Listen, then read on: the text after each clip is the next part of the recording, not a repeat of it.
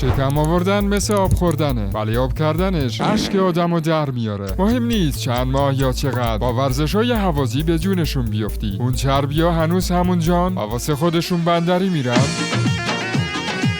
بذار یه بار واسه همیشه پرونده‌شو ببندم. کلاً 2 تا راه داریم که رو همه جواب میده. نترس، این از اون پکیج‌های لاغری 5 دقیقه‌ای نیست که تهش مجبور شی با فتوشاپ واسه خودت سیکس پک بسازی.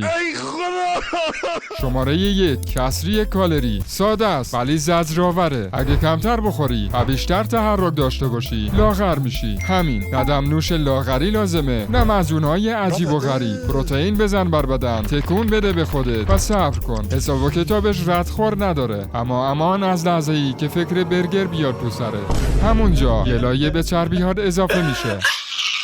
شماره 2: پیاده روی. همون کاری که پاها دقیقاً واسش ساخته شدن. روزی 10,000 قدم پیاده روی یعنی سوزوندن 250 کالری که تو هفته میشه 1750 کالری. اونم بدون این که لازم باشه هوازی سنگین بزنی تا چربیات آبشن. خیلی شیک و مجلسی قدم بزن. به انتخابهای زندگیت فکر کن و واسه اینکه چربی‌ها دیگه راه فراری نداشته باشن همین الان کانالو سابسکرایب کن.